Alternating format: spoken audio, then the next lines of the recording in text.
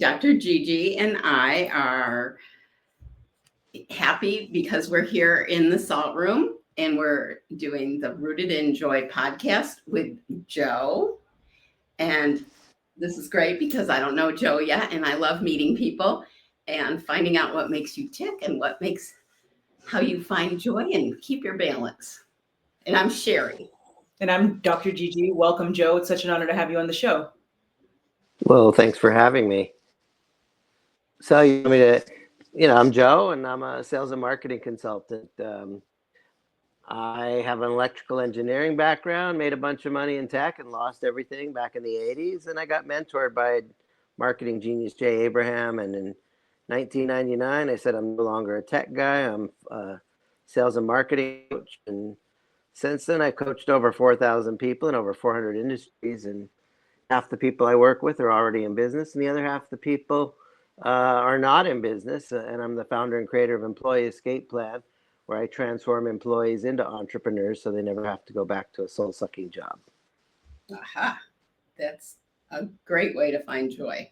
Yes. For sure. What was the name of this business again that you just mentioned? Well, my business is Joe Nicassio Business Consulting, but the service that I offer is employeeescapeplan.com.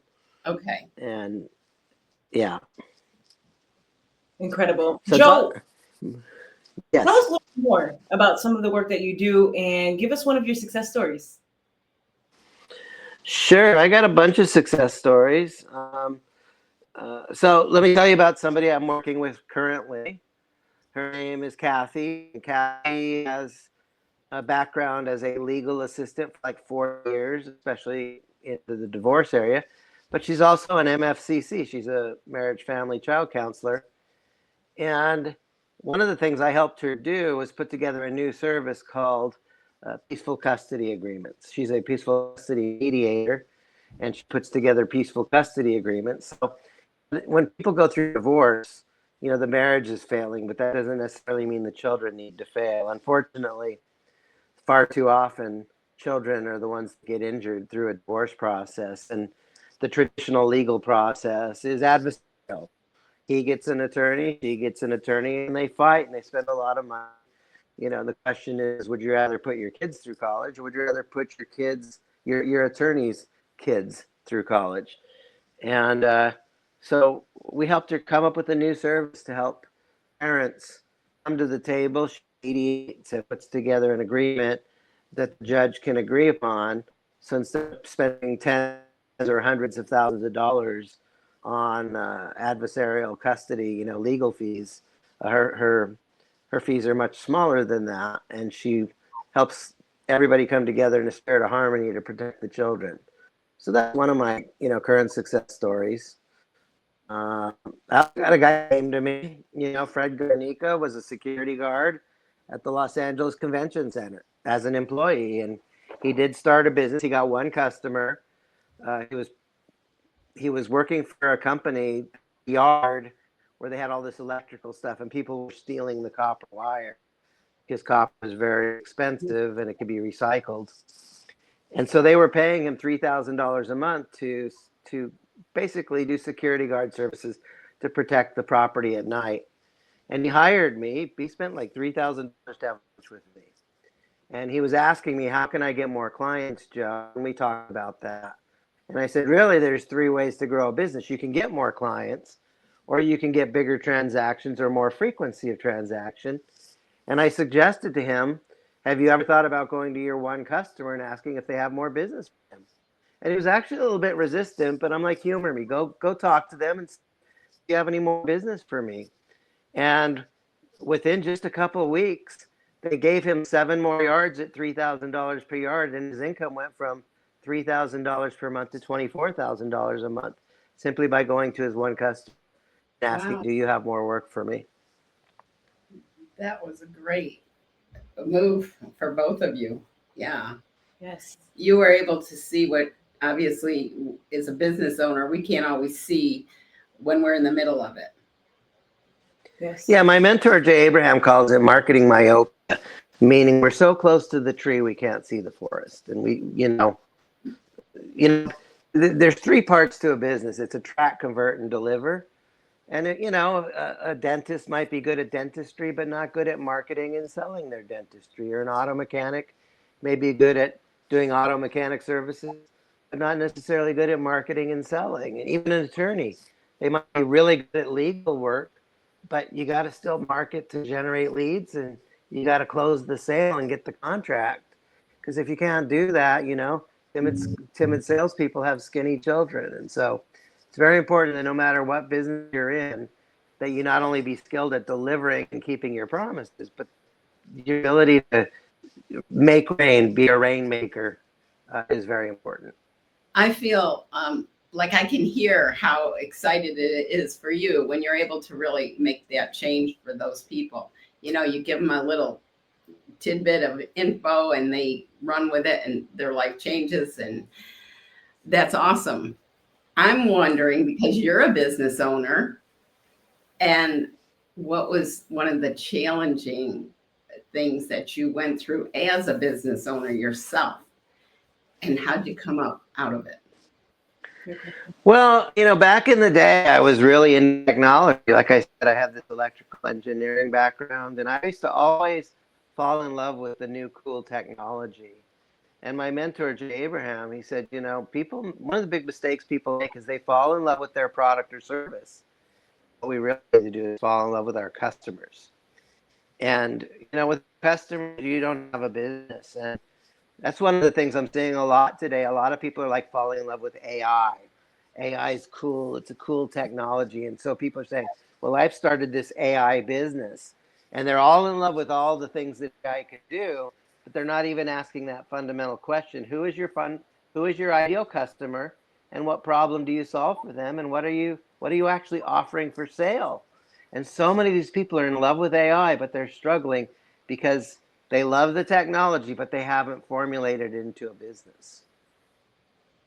Did you have a hard time yourself by chance moving away from I'm a tech guy, because you're a person guy now?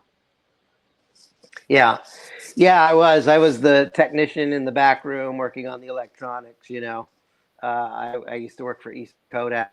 I've had to work really hard on my people skills, and have that customer focus. For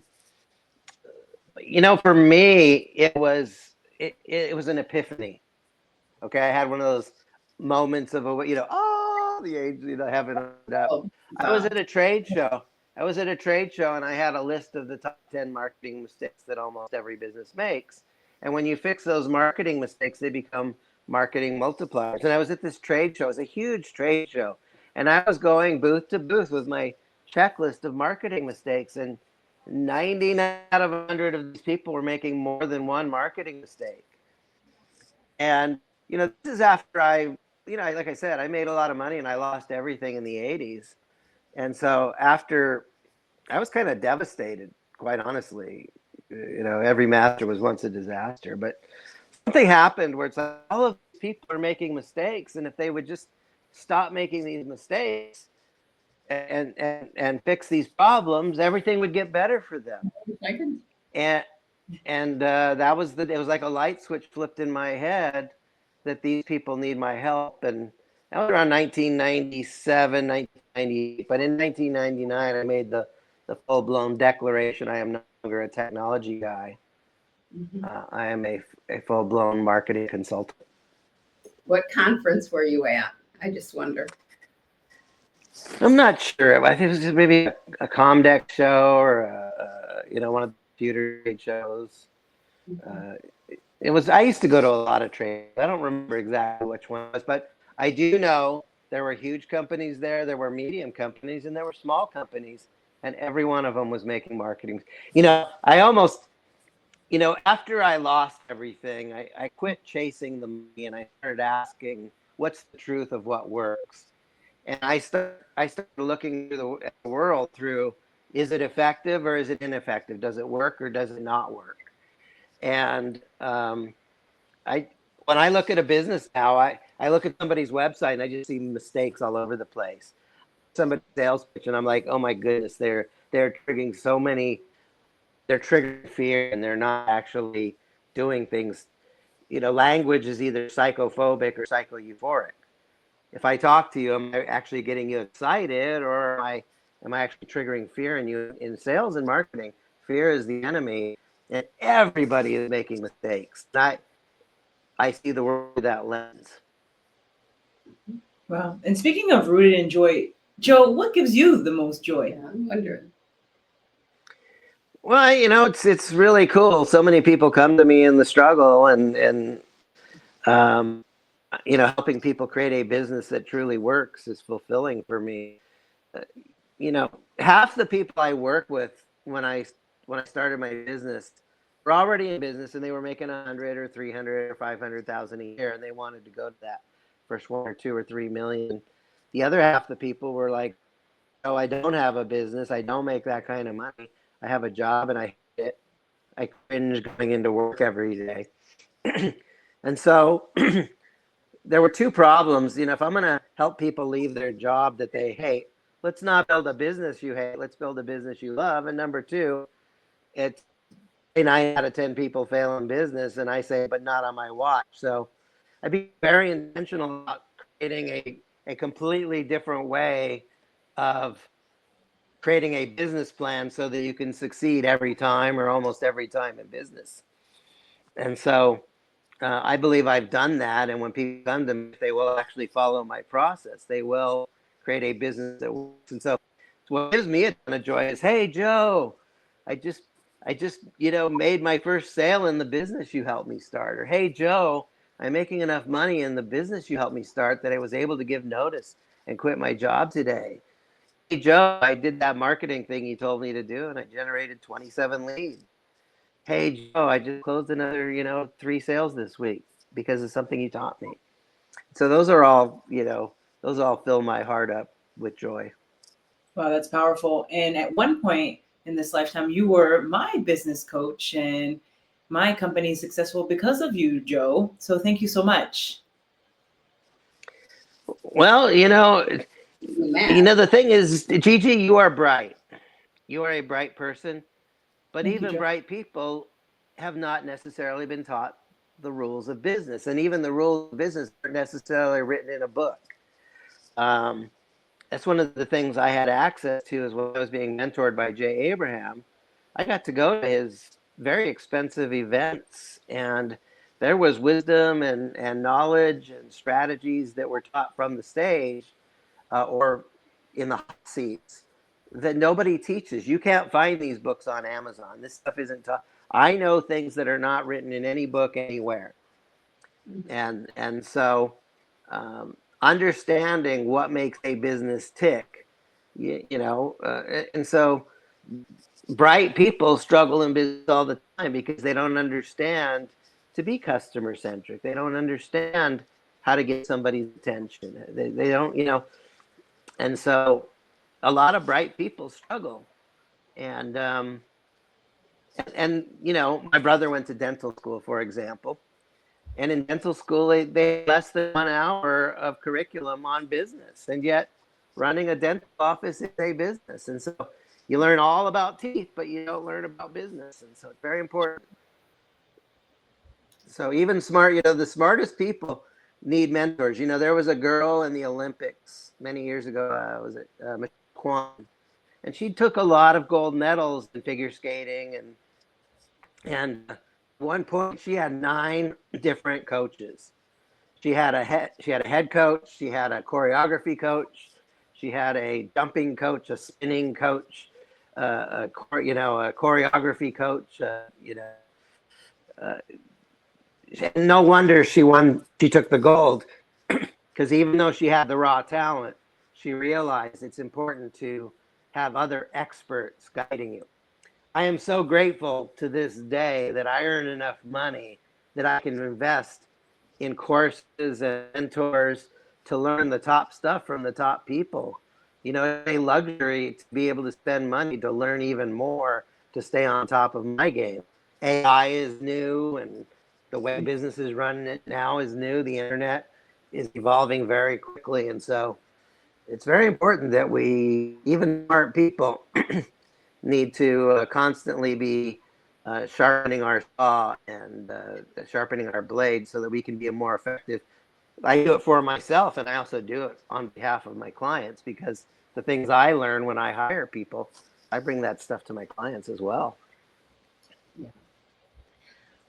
I was just wondering, so when you have a client who, we're talking putting the customer first, and then things flourish usually, or they do, I believe, so what if you're dumping so much into having everything right for your clients and they're not doing their part, or Well, they're receiving the benefits maybe because they're not even in it as much as you are. Like you see the bigger picture and you know that this and that might help, and that's got to be challenging.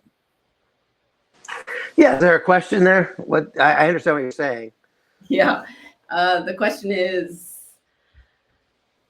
how would you coach up the person, the business owner who is doing that, who is putting Not more implementing. into, say it again, please? They're not implementing. Okay. Yeah, I think first of all, I try and filter out people that are not going to do the work before I even take them on as a client. If Gotcha. if I'm coaching somebody on something and I'm teaching Yeah. them something, and then I give them an assignment, and then we come back a week later, have they taken action or not? My job is not to beat them up for not taking action. My job is to put them back to action. So I might say, well, where are you stuck? And do we need to break this into baby pieces? What do we need to do to, Okay. to get you to implement this? Because more has been achieved through movement than meditation. Okay. Okay. That's a great So, answer. thinking about doing things is not the same as, there's a great saying. I picked this one up when I was really young, that to know and not to do is not to know. And if you theoretically know it, but you're not taking action, you really have not embodied the learnings. I The, the like. key the key to making things real is action.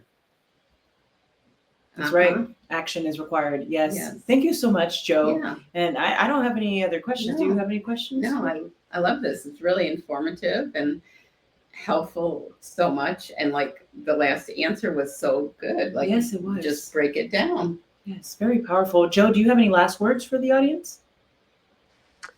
I think if you're gonna build a business, you might as well enjoy it. This idea of joy is very important. If you're not having fun, you're doing something wrong.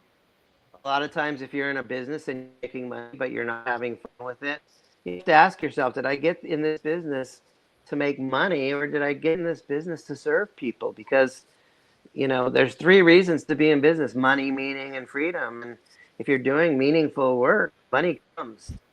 Unfortunately, too many people get into business and they pursue the money, but they don't connect the joy and the purpose with it. And if you can't make a difference, you can't make a dollar. And there's so much joy. Success is a me thing. I made some money, but fulfillment is a we thing.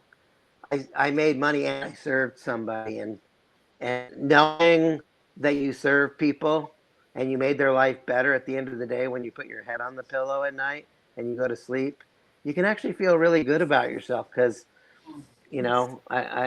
I'm making money, but I'm making a difference, and I know that I'm actually being of service to others.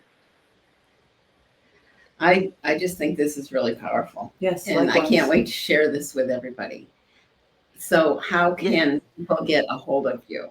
Will you give us your information again? Sure. I've got two websites. One is my name, joenicassio.com, and the other is employeeescapeplan.com.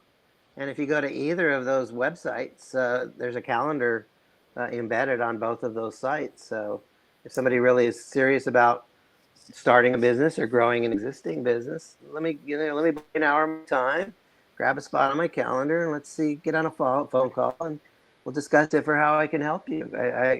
I love helping people. You know, I can tell. one last thought here. You know, so many people every day, millions of people are driving reluctantly to a job they don't want to go to, and they're, dear God, send me a mentor to show me how to start my own business so I never have to go back to the soul sucking job. Yeah. Well, I am the answer to that prayer, and my aspiration for all my clients is that you wake up every day saying, I love what I do. I look forward to my day. I'm good at what I'm using my superpowers. I'm making a big difference in people's lives, and wow, I even make a good living doing that.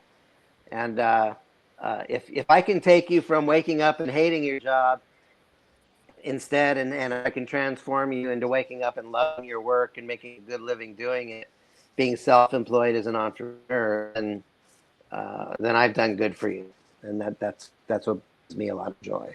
And see, you had a good coach. Yes, I did. Because she just radiates joy wherever she goes around our community. She does. She's got great energy. Thank It you ripples both. out. Thank you. Yeah. I appreciate you. Okay. Yes. And Joe, again, thank you so much for being a guest on the Rooted in Joy podcast. God bless you. Well, Yeah. thank you. Thank you for thanking me. I appreciate being appreciated. Yeah, definitely.